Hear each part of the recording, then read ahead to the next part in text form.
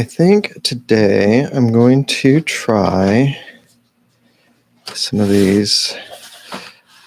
I had so much fun with the watercolor pencils the other day. I decided I would get a bigger set and goof around with them. So I went out and got 48 colors.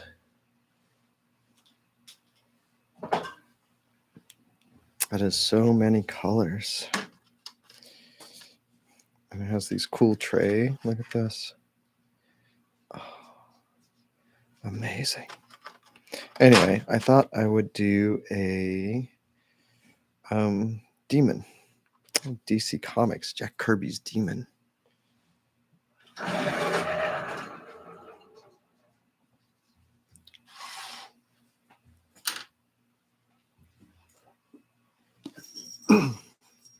Got some reference here so I can remember what he looks like.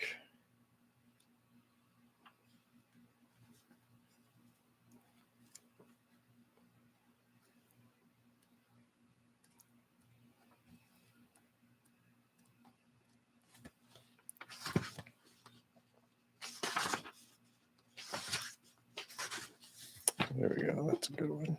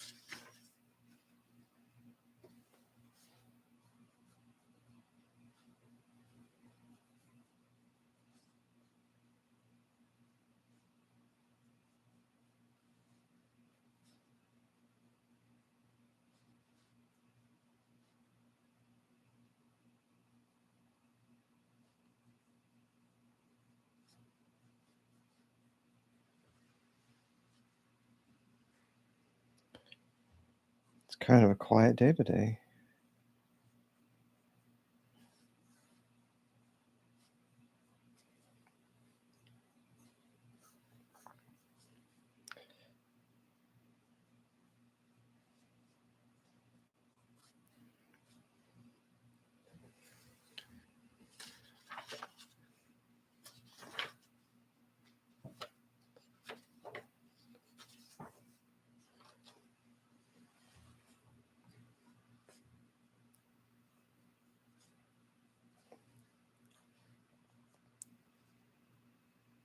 I don't know if everyone is aware, but Jack Kirby totally swiped this design for the demon from a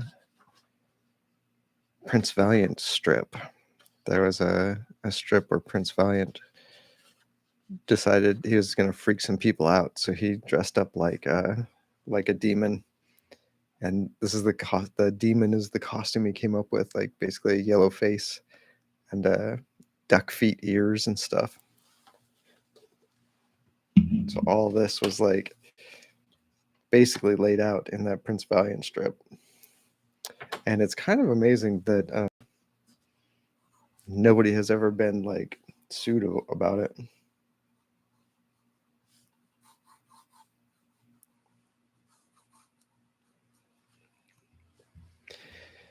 Hey Mark, how you doing, man?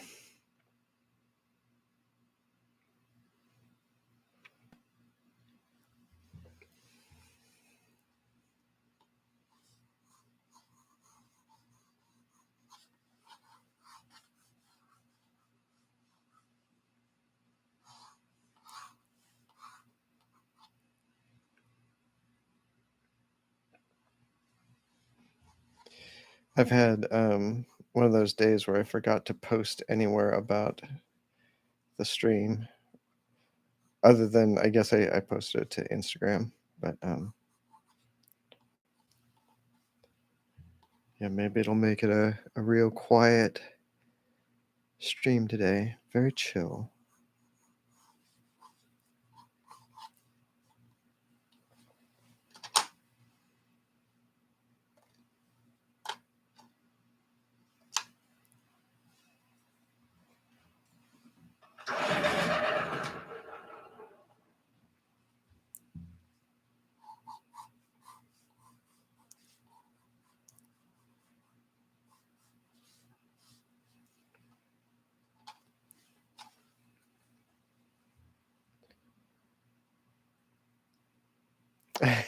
I have been meaning to watch the Unbearable Weight of Massive Talent, but every time I've had like the opportunity to sit down and watch a whole movie, I haven't quite been in the mood for anything quite as beautiful as that film. Yeah, no, it seems like a very fun and funny movie. Nicolas Cage is such a weird friggin' dude.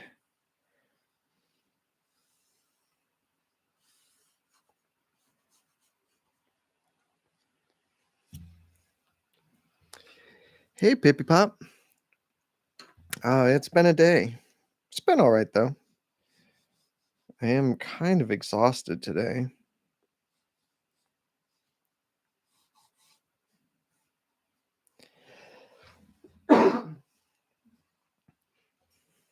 Yesterday, I had to go do social things, which I'm still not used to doing anymore, and it was friggin' exhausting.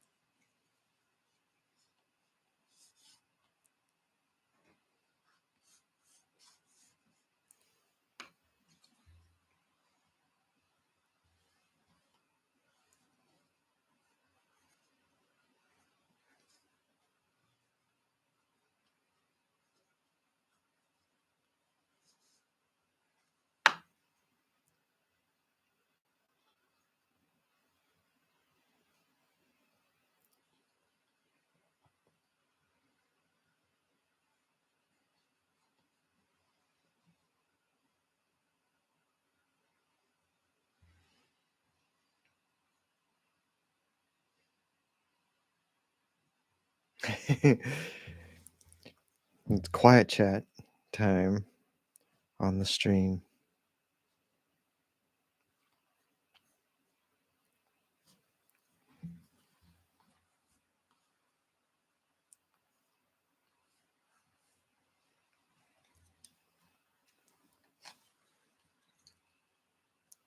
Oh, thanks, Mom.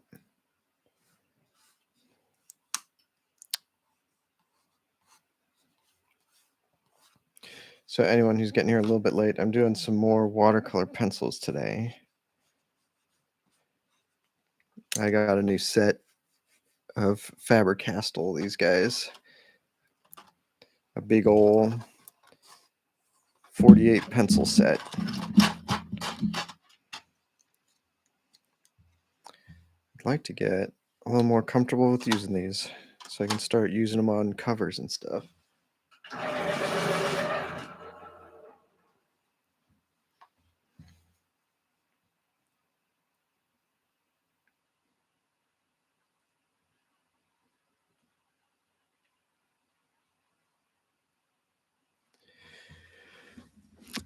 Pippy Pop, are you talking about the one where it's like from the point of view from inside of the grave looking up at Emmy? I think I used that for my banner, my convention banner for a while. Yeah, that one. So that one, I think that I did the red. So the red is definitely like augmented in Photoshop to get it to be like a more pure red. But I think I painted the original with casein, which is casein is basically what people used before acrylic paint came around. It was like an affordable um, kind of tube paint. Here, wait, let me see if I can find it.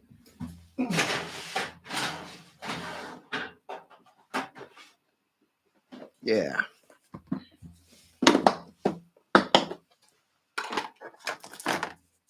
So it's here's my casein box. And this stuff is water soluble. It's a lot like gouache, except when it cures, it's waterproof, or it's like water resistant when it cures. And it's really cheap. Like a big tube of this is a little bit less than like a tube of cadmium red gouache, that would be about half the size. But this is really fun. I started using this stuff because James Gurney talked about it on his YouTube channel.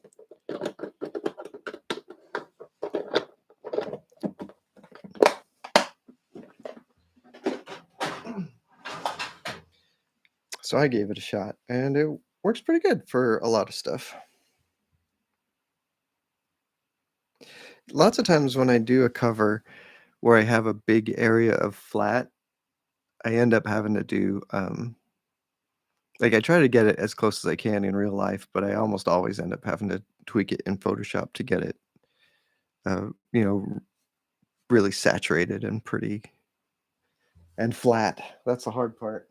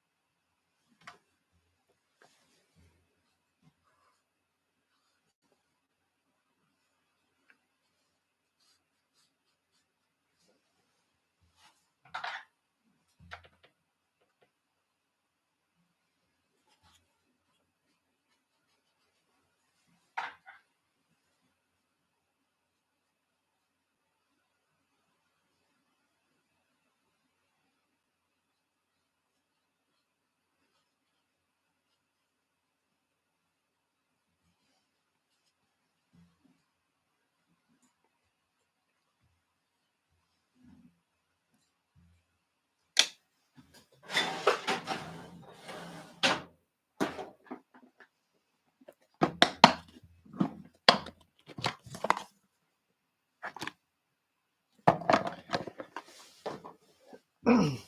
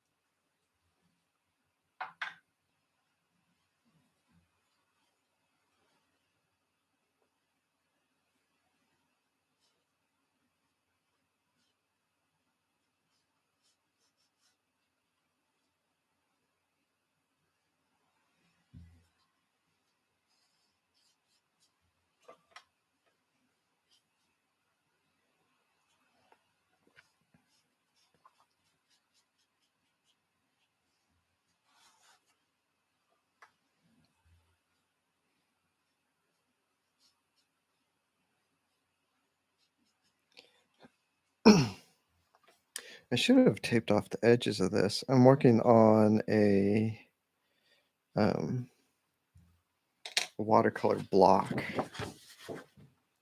This guy.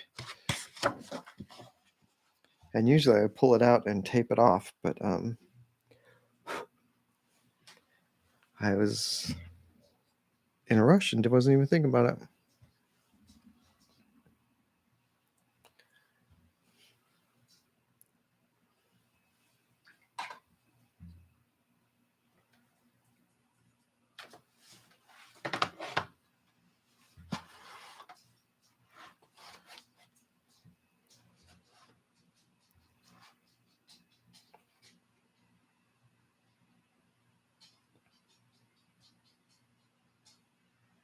Oh no, I have not shown off the Thanos from last week. Hold on a second, let me grab it.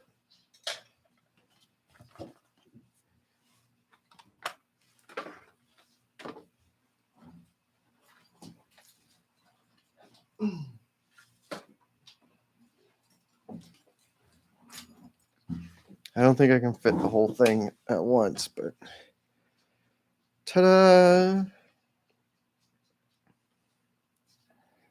I'm pretty happy with how it turned out. I think it looks very,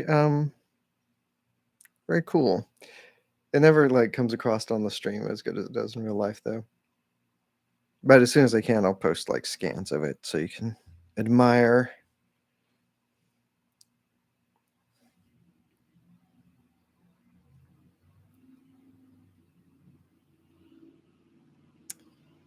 Yeah, I don't know what to say about it. I like it. I think it turned out good. This friggin' guy. I tried watching the Thanos movie, and it just wasn't for me. I tried.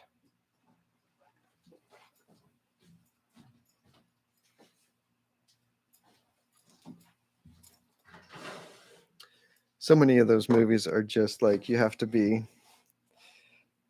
so dialed into what is already happening.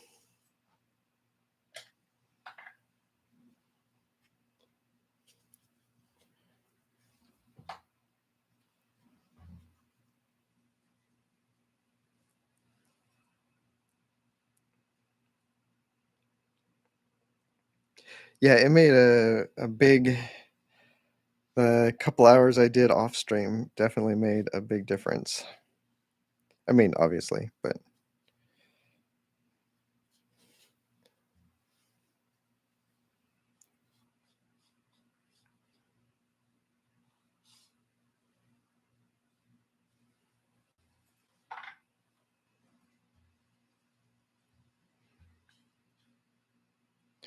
and we're getting close to Lonesome Hunters Volume 1 release day.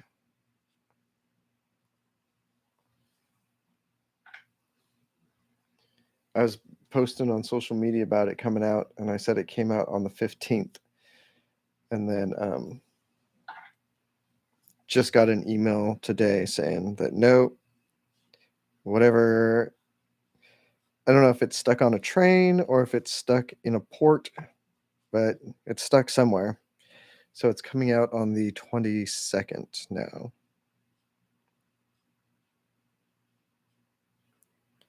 which like every book I've had come out in the last 2 years has been like that. I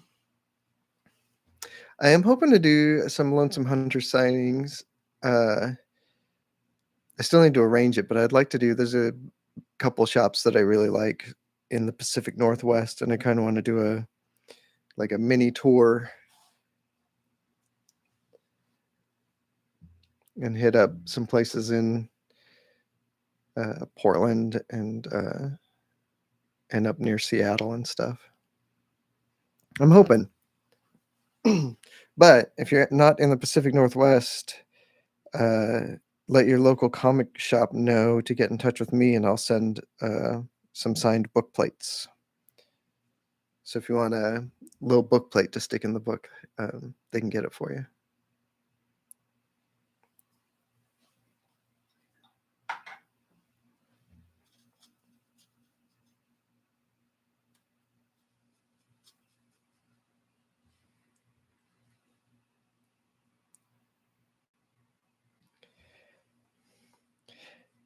Yeah, I kind of like these watercolor pencils my own self. There's definitely do like a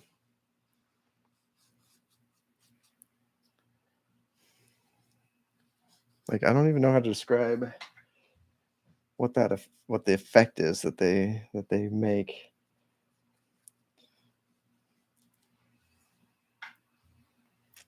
It's kind of soft. They're definitely like kind of unpredictable feeling, which I really like.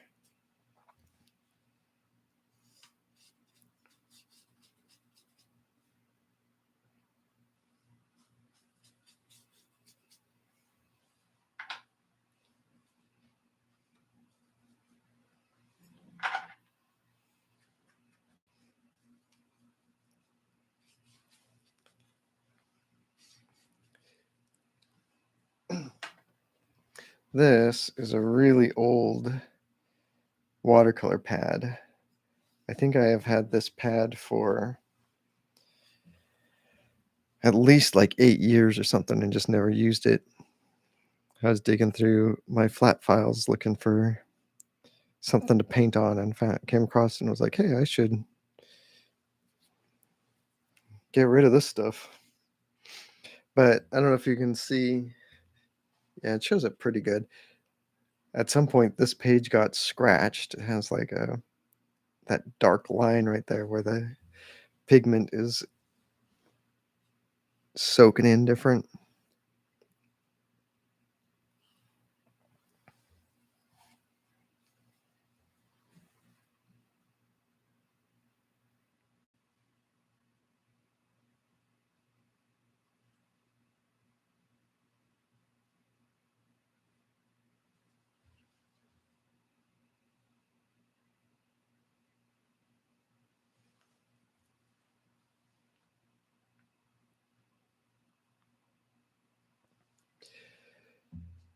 Yeah, man, getting a library edition of the Lonesome Hunters would be great. I do worry about. I do worry about it. Dark Horse has been not good at keeping those in print.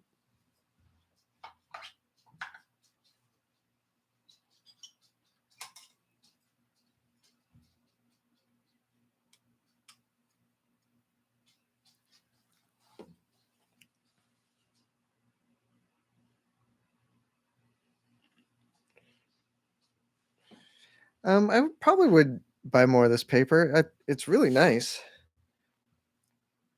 It's a little expensive. It's that well, I showed the cover already, but I've already the arches or arche paper. Um, I don't know what it comes out per sheet, but I know it's like more expensive than what I usually use. The problem with it, and the reason why I don't use it, is mostly because it just comes in the wrong sizes for me. The mixed media paper I use is a really good size, so I can trim it down and get 2 11 by 17 sheets out of it without a lot of waste. There's a little bit of waste, but not bad.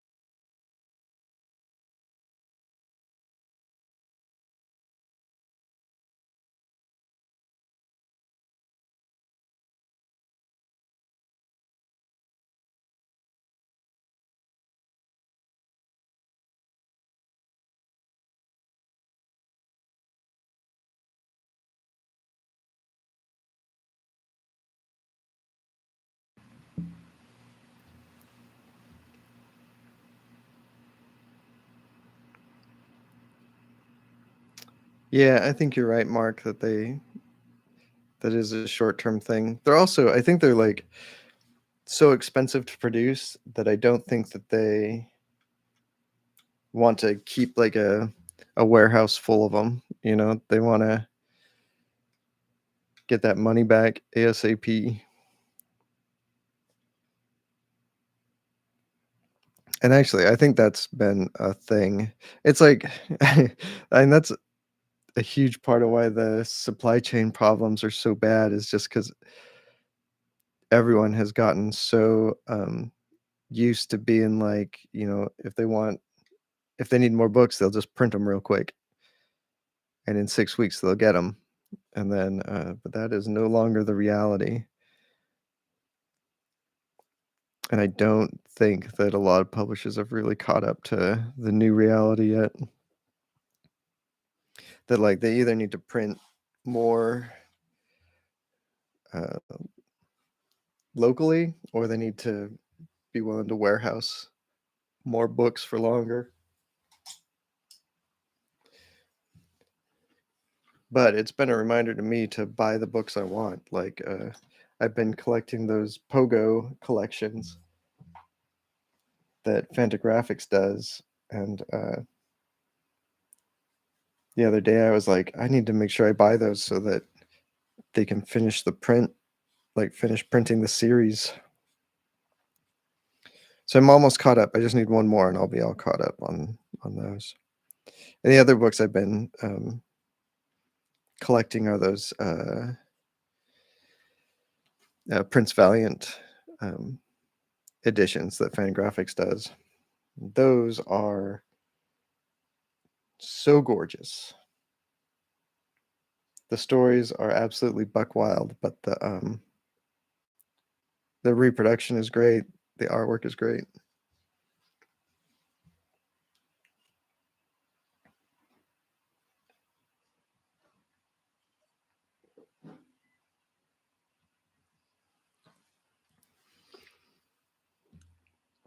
Yeah, nobody wants to store the books, which makes sense. Like I don't like no comic shop wants to buy a bunch of books that they aren't going to sell for a year or two. They would much rather order them when they know they're going to sell them.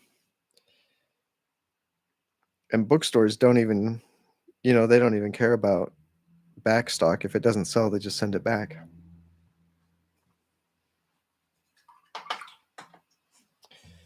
I don't actually know what the return situation is. Dark Horse distributes in the US through Penguin Random House now. And I don't even know what the returns policy is for them. Most bookstores are used to being able to return a book if they don't sell it, which has got to be nice.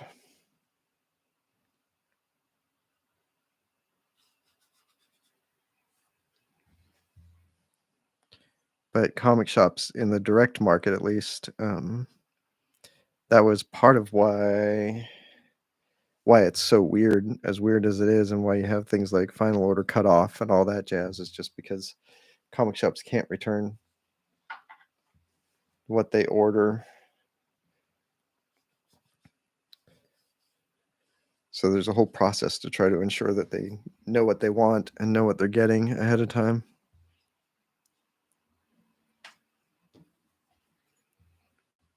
It's such a weird time to be doing friggin' anything.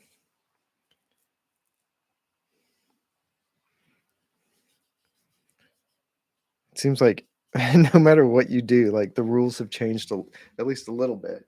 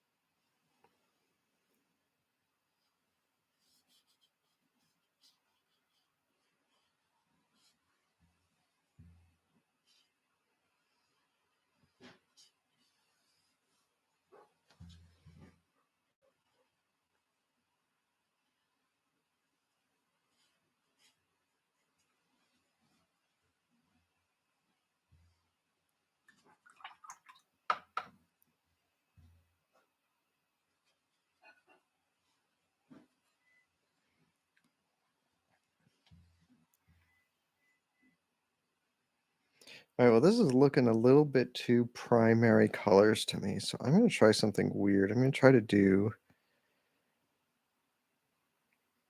take some yellow and build up some of the shadows with that, and try to push it into the green zone a little bit, but do it using yellow.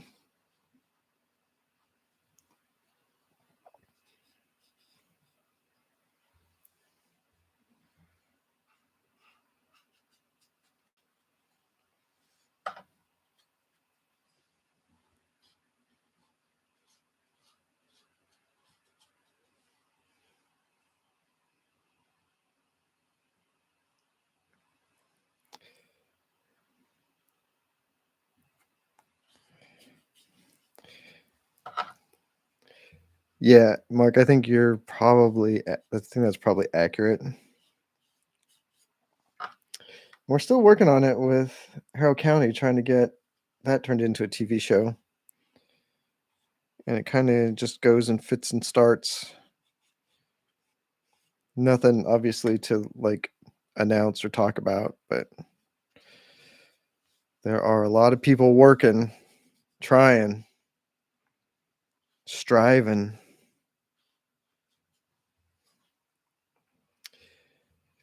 I do not know what he's looking at. Maybe he's looking at, I don't know. I can't even think of something funny to say about what he's looking at. Actually, kind of the idea behind this was, and I've already lost the thread on it, but the idea I started with was wanting to have this idea where his head was up in this corner and have a sort of this straight edge here, like to make a triangle with him. That was sort of compositionally what I was thinking when I started, but It's not an especially strong triangle anymore.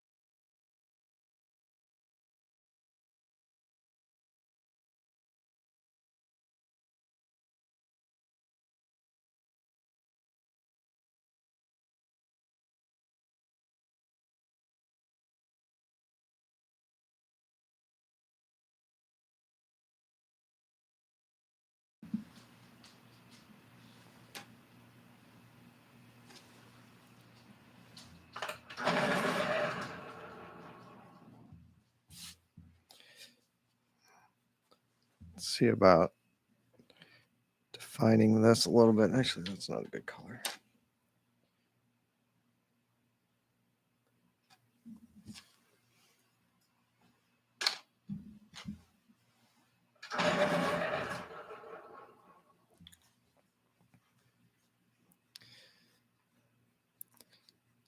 So we got some more watercolor pencil. This time blue.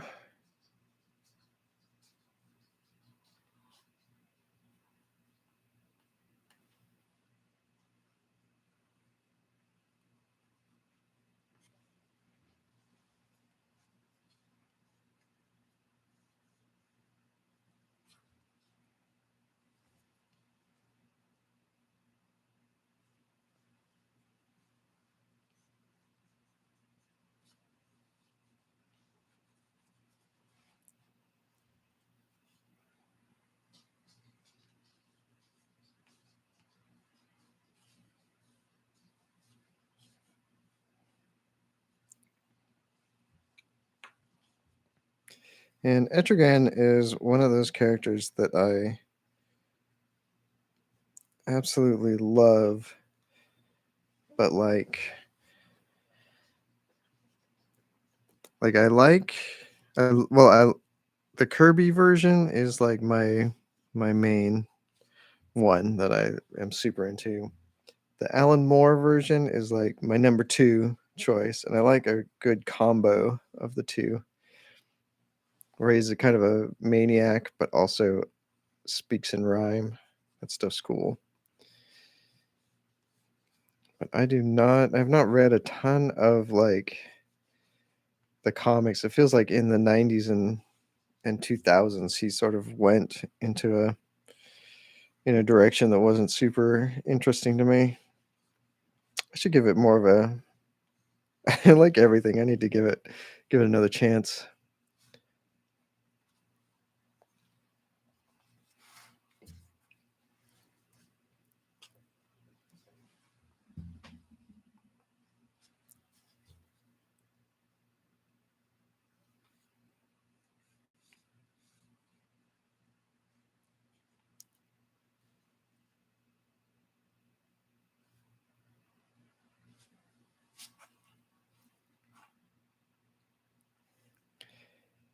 Yeah, Kirby's friggin' great.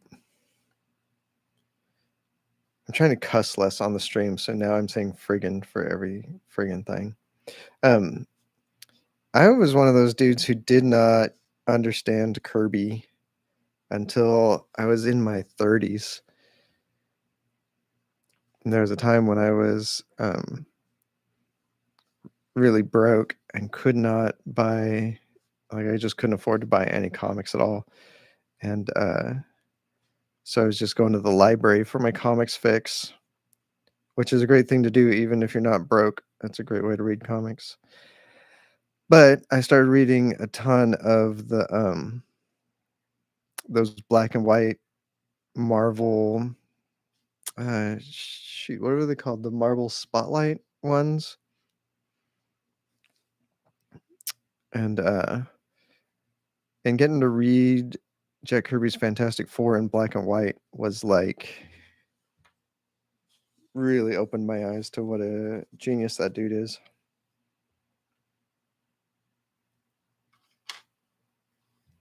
I do like it when the pencil bleeds a little bit.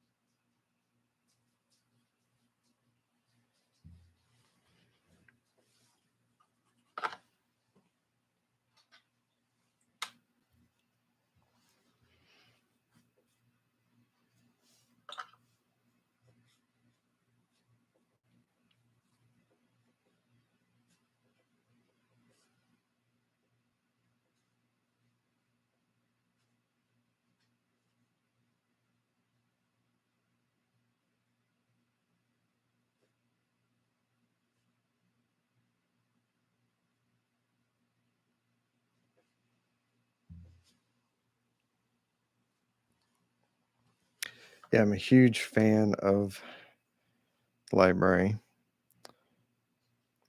It is freaking me out what is going on in parts of the United States with library stuff. Like, it's absolutely incredible to me that there are people out there who fear the library and don't want to have libraries and don't want other people to have libraries.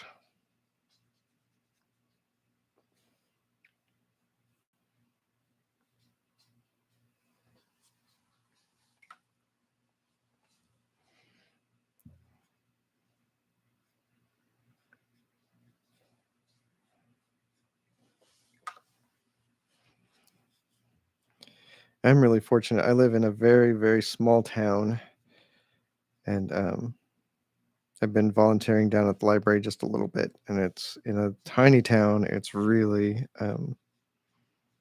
fun, actually.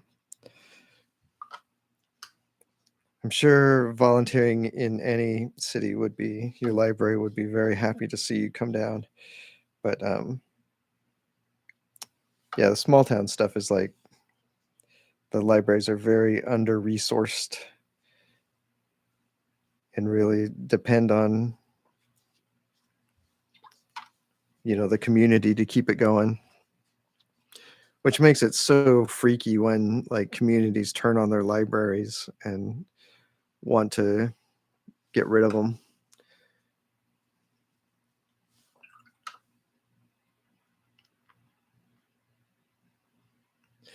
I'm not aware of any of my books being banned. Yeah,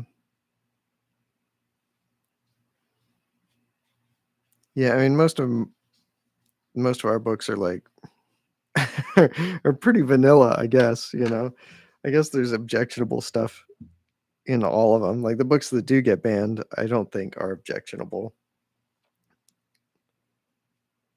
Um, Also, like it's a my books are every book I've worked on. Um,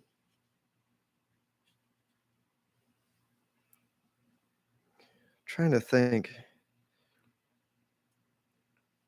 Well, they haven't all been written by white dudes, but I'm a white dude. I've worked mostly with white dudes. That definitely means that a lot of my work gets a pass, in ways that when people of color and women and queer people write books, like they don't get They don't get the same pass that I do.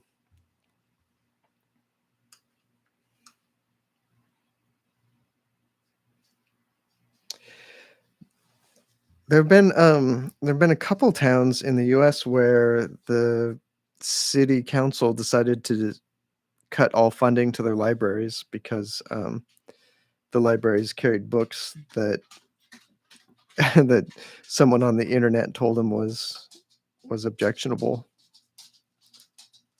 Like, it's really nasty, and then the stuff that's going on. I don't know if anyone's paid attention to what's going on in Florida, but like classrooms have been having to like remove or cover up and like basically remove access to all their books until some right wing weirdo has a chance to go through and check them all out.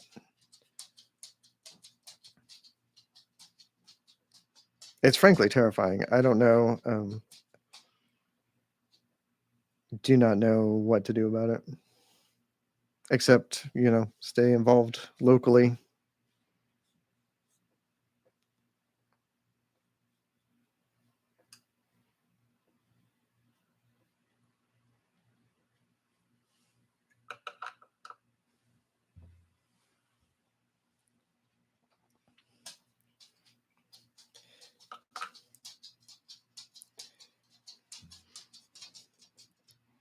The stuff that's really shocking about what's going on in the US with the libraries and book banning in general is like that there are people who can actually believe that they're the good guys. Like I've never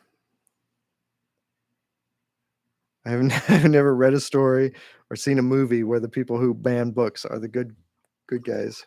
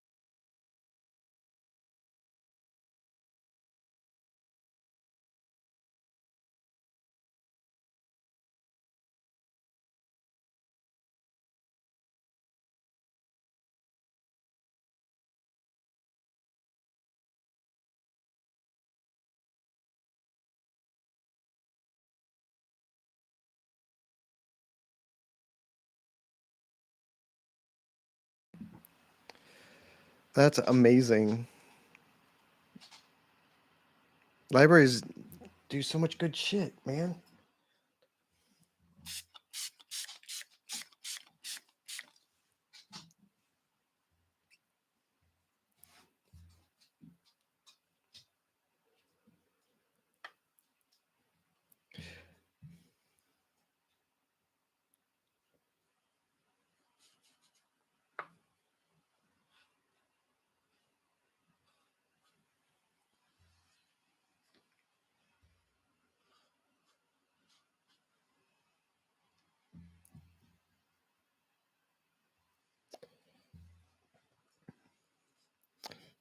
I wonder if it's too late to book him at our library.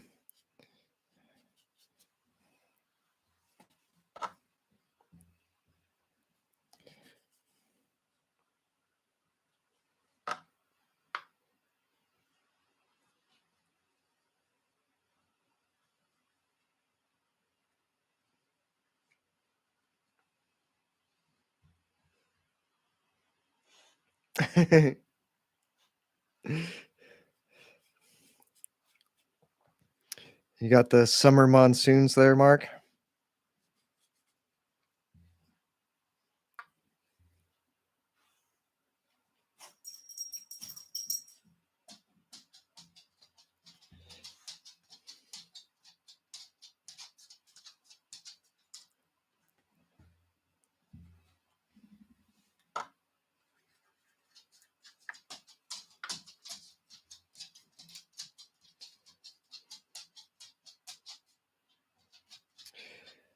Oh, they wouldn't have the Harrow County board game yet at a library. It hasn't actually, they haven't shipped those yet.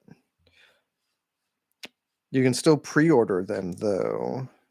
I should repost the link to that. I posted a link on Twitter like about a week ago.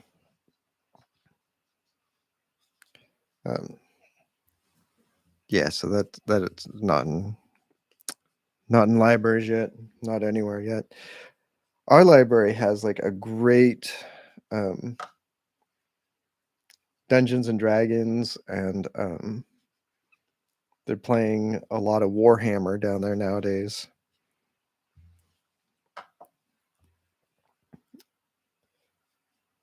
And that's really fun. That's really fun to see, like Saturdays, a bunch of high school kids like painting minis and stuff and hanging out.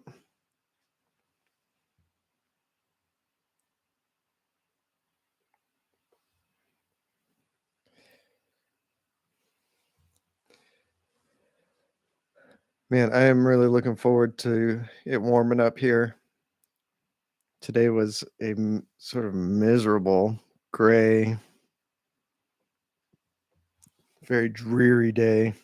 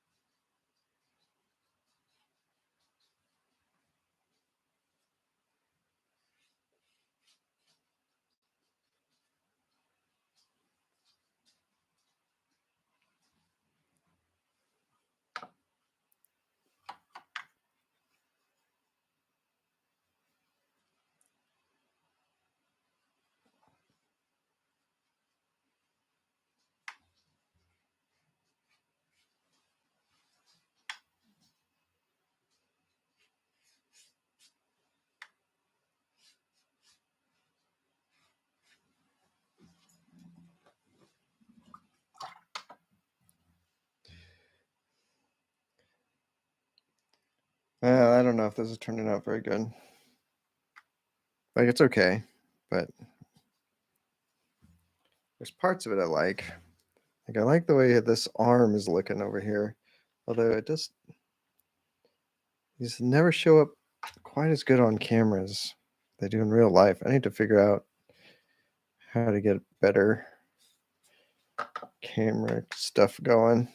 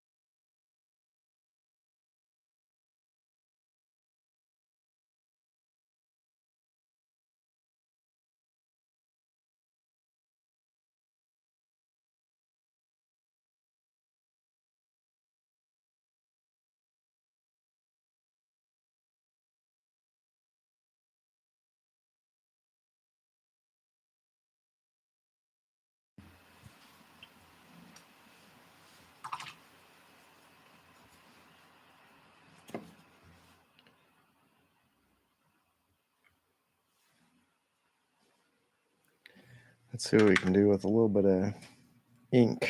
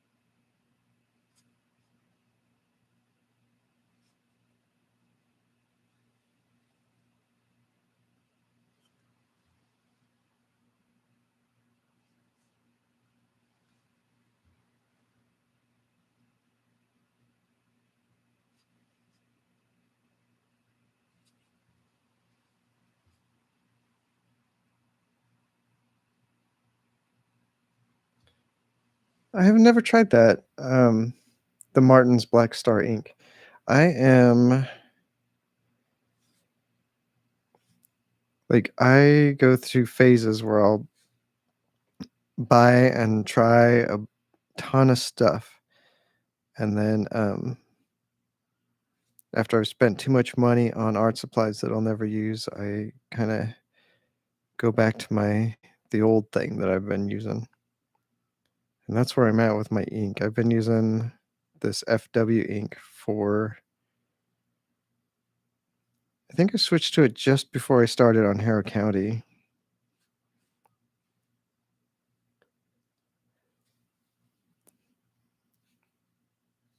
I can't think of,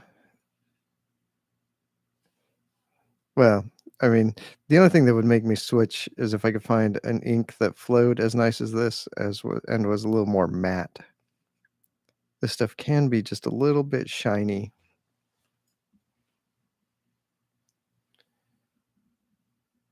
But it's way better than just about everything else. Actually, one of my favorite inks, that is a little more matte than this is, just good old-fashioned Sumi ink. It's really affordable and really, like, a nice matte black, but it's not as waterproof as this FW acrylic ink, so I don't use it. This FW stuff, like, I use all kinds of colors, and like they have a bunch of different color inks, and have been using I've been using them more and more and more.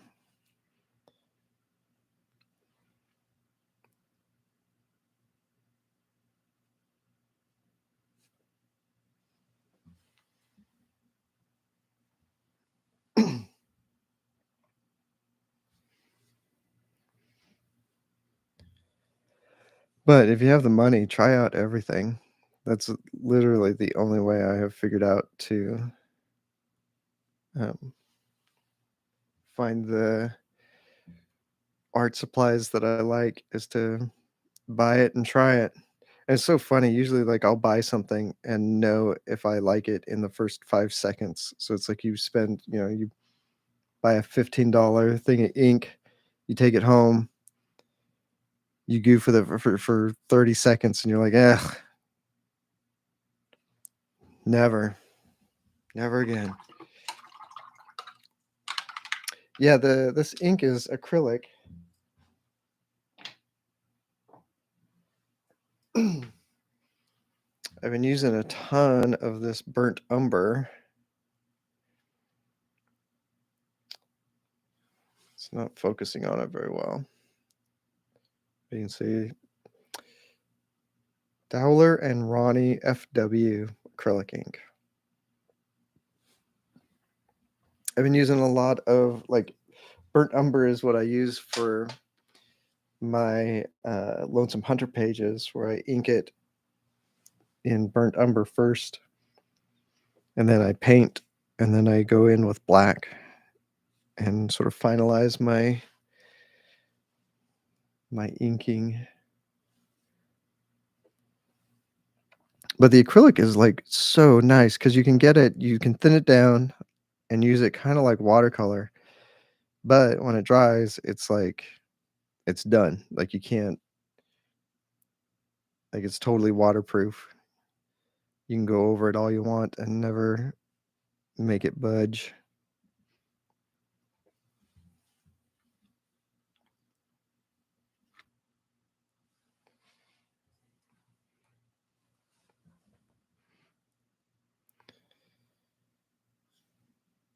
So there aren't a ton, but there's a few, like, mostly covers that I've done that are, like, almost all acrylic ink, and they look like they're watercolor, but they're just ink.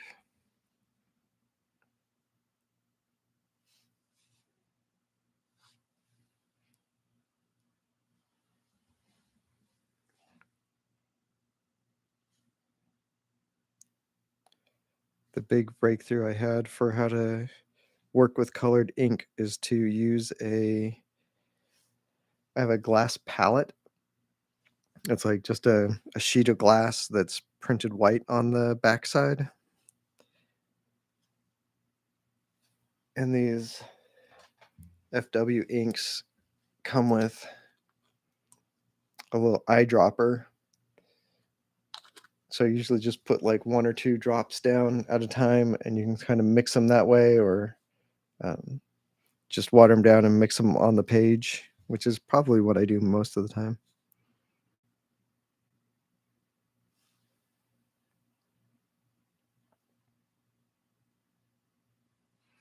Yeah, you can watercolor right over the top, and um, especially if you thin the ink a little bit. If you put it down a little water, it'll act just like watercolor, except that it won't reactivate, which is amazing.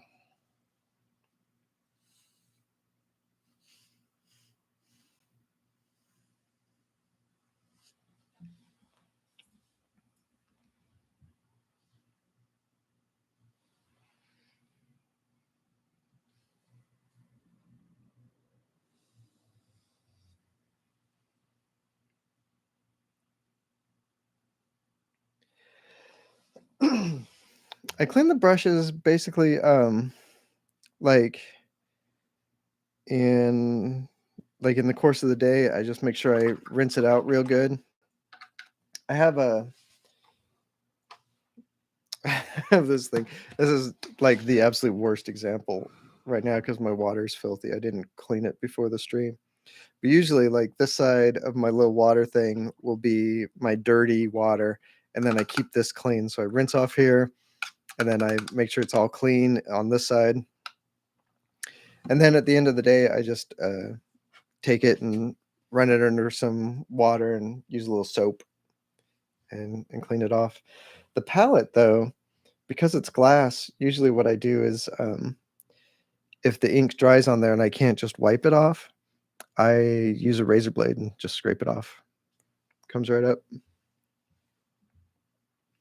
And here, I'll show you the palette. I don't know how clear it'll be on stream, but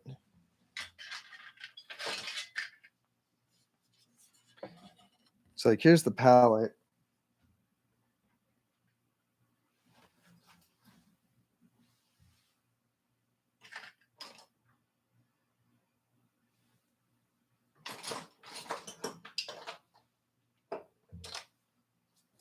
Here's my razor blade.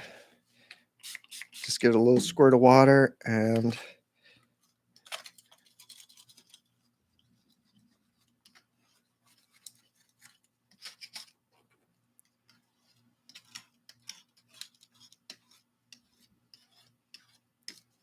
it cleans right up.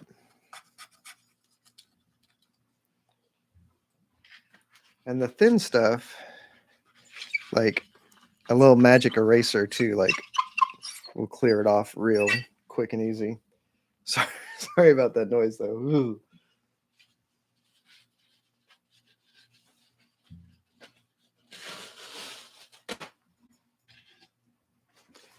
Yeah, I love talking about this stuff. I spend all day thinking about technique and process.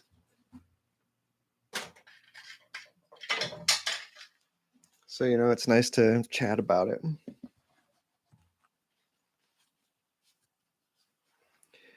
There's a couple advantages to inking after the paint.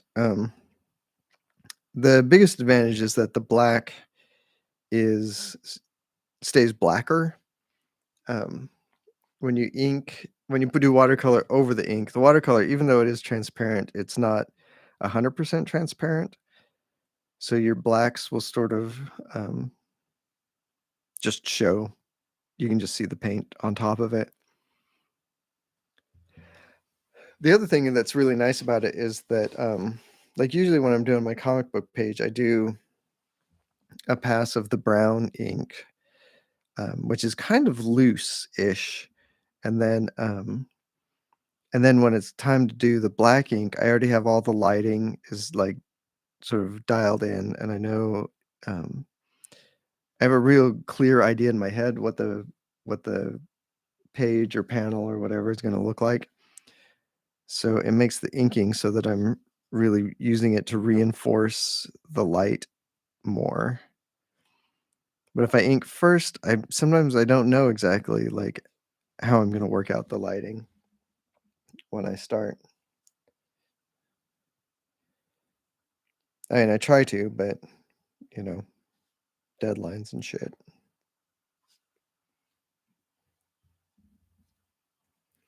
But I'm also glad you're able to make the stream.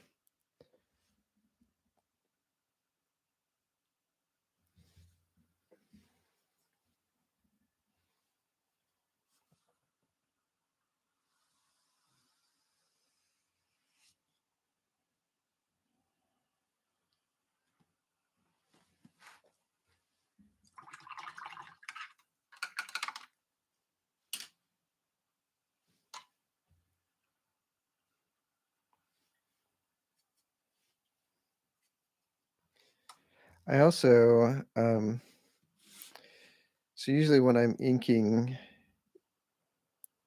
on my comic pages, I am also like using some watered down ink, just exactly like this, to sort of reinforce some of the shadows and stuff as I'm going along.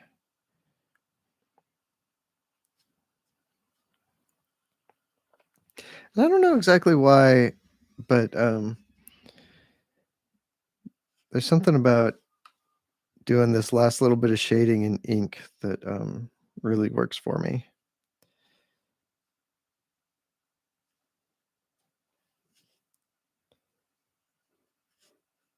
You put it down kind of dark and it'll lighten a lot as it dries. But there's also something very satisfying about the way the ink sort of does its gloopy gloppiness that the watercolor doesn't really do.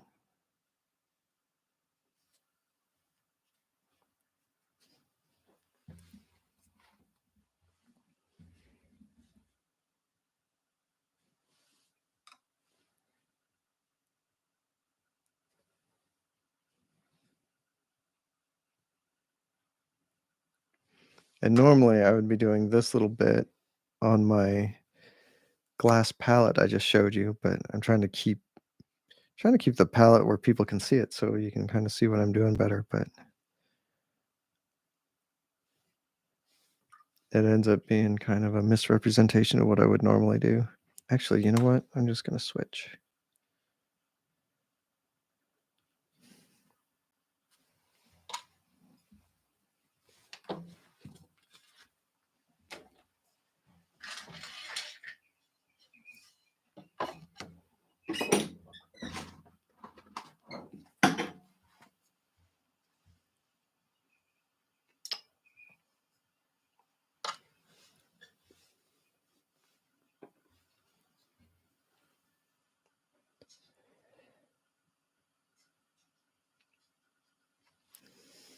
Thanks, Mark.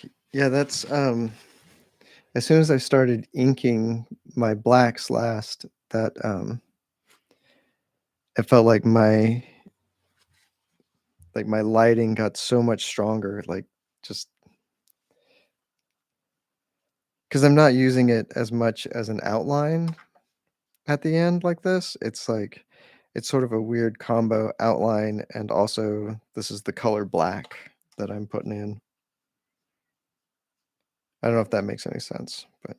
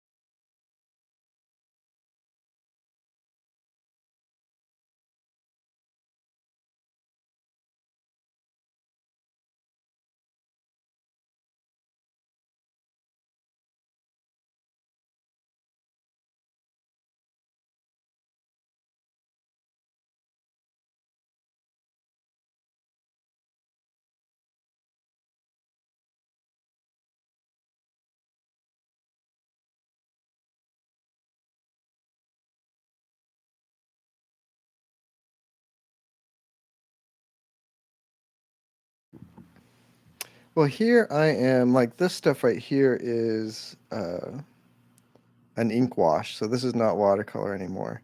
Um, and usually, basically, what happens is I get to a point where I want to push it a little bit further, and the ink is just better for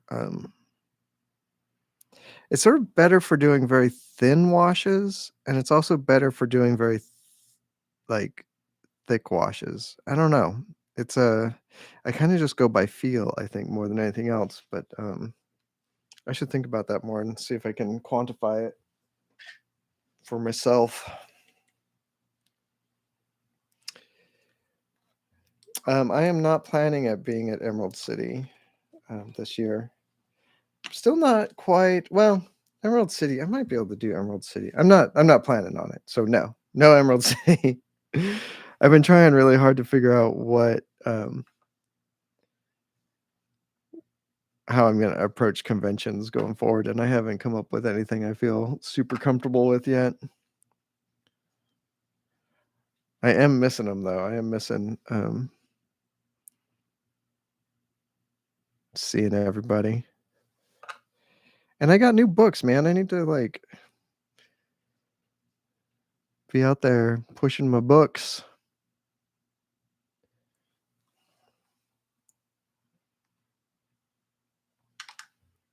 So here I'm using a little bit of that burnt umber acrylic ink, just because the this yellow skin felt like it needed a warm shadow instead of a cool black.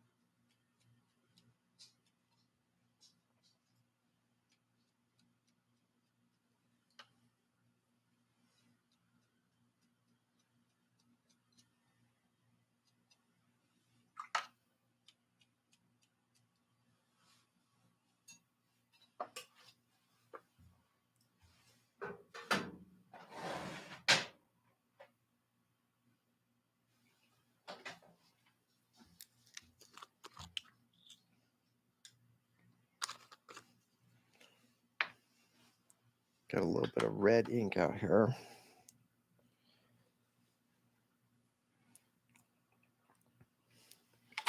Ink, I think, has more like more pigment in it than, or like a more condensed pigment than a lot of even really good watercolor.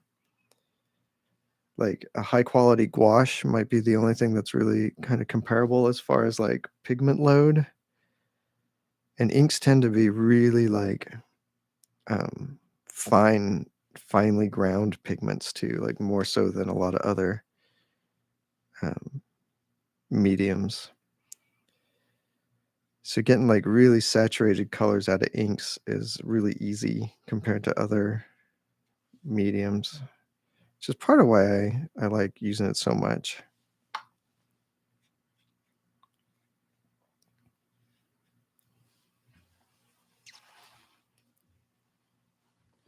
You have to work fast with them though, I think.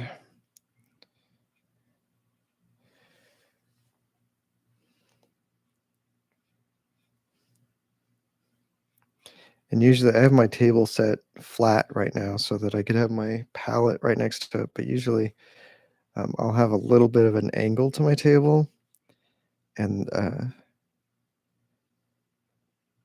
it lets you. It's funny. It lets you control sort of how you do these gradients because the pigment will sort of flow downwards.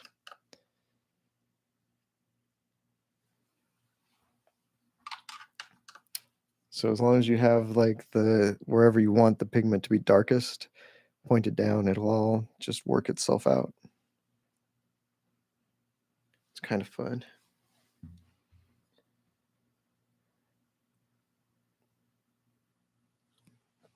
Yeah, I've done I have done so much work trying to, learn about, like, my pigments that I'm using and how they work and how to get them as saturated as possible.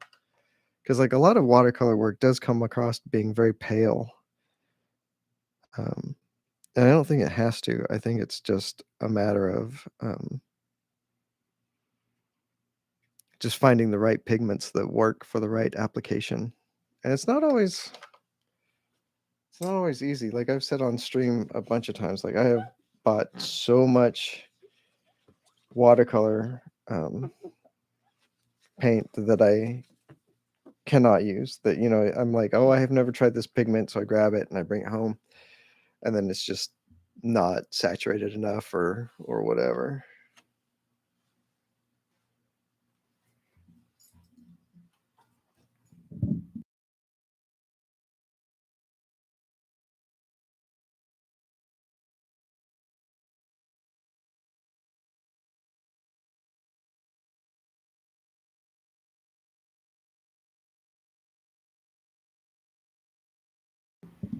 I don't know if you can see this on camera. Let me see if I can get it zoomed in enough. But you can. I also use like the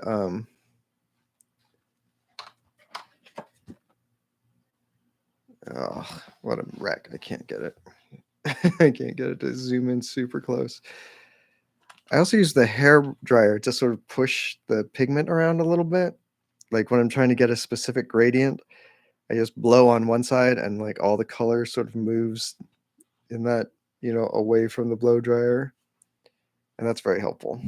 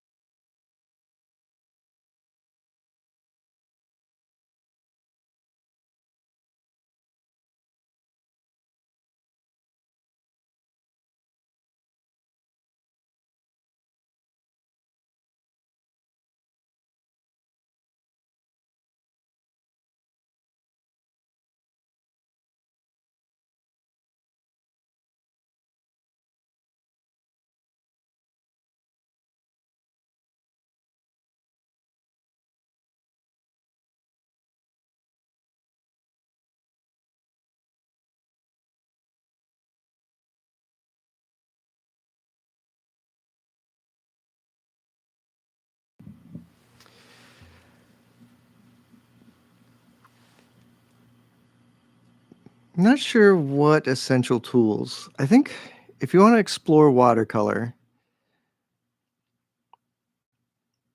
I think the main thing is just to explore the different paints and pigments, which sucks because like good watercolor paint is really expensive. Like for these little tubes.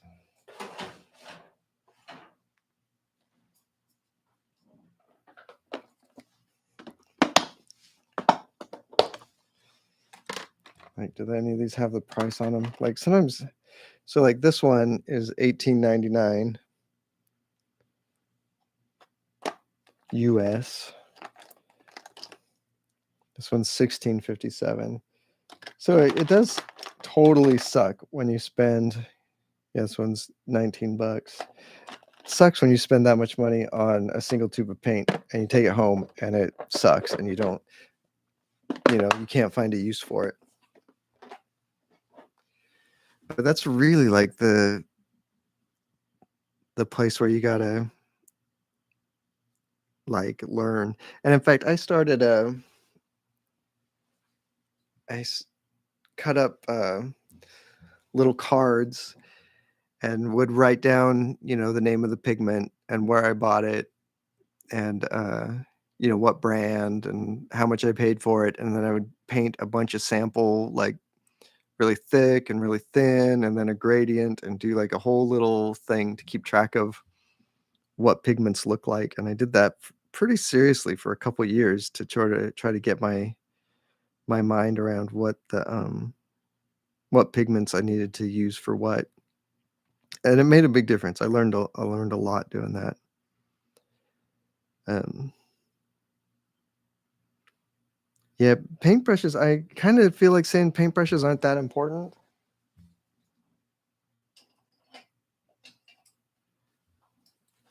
Like I used this brand, a Snap brand, for most of my watercolor stuff for years, and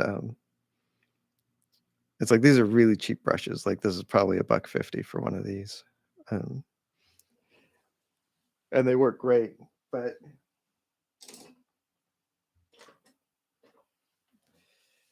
these are also really interesting for with watercolor. This is a squirrel hair brush. I'm not gonna think about what happens to those poor squirrels, but these work really great. They call this a mop because it just holds so much water and paint. You can really cover a lot of area with one full brush. So these are really great. And then I also use a lot of these, which are the same brush that I ink with, Little Rosemary and Company. I order these off their website, and they're pretty affordable. Like they're not cheap. This is the Series 22 Sable ones. You can't import the Kalinsky Sable ones anymore. At least I haven't been able to the last couple times I've tried. But they're red sable you can get, and they're reasonably priced, and they're very good. So that kind of brush might help a little bit. Um, yeah, I don't know. Watercolor, I think, might be more like your materials might affect the outcome more than other mediums, like acrylic. Golden acrylic is really good, and so is the Liquitex is really good. Like they're both sort of equally good, in my opinion. Um, I haven't found any other acrylic ink other than the FW stuff, so I have not compared that to anything else really. Yeah, I don't know. I don't know if that answers your question, Fuji. And yes, tugboat. The our little cat is settling in quite well. I and like she blows my mind. She's only like 6 months old, but she honestly walks around like she has like the whole world figured out, and she knows what she's doing. She knows what she wants. She knows where to get it. She's very cute. Well, all right. I think I might noodle with this a little bit um later, but I think I'm done for now. I think I'm ready to go find a little bit of a snack and get ready for the weekend. I hope everybody is able to, and ready to relax. Have a good weekend. Thank you so much, as always, for to everyone for coming by and saying hi. Really appreciate it. And yeah, all right. Call it a quit. Call it blah blah blah blah. All right, everybody. Smell you later.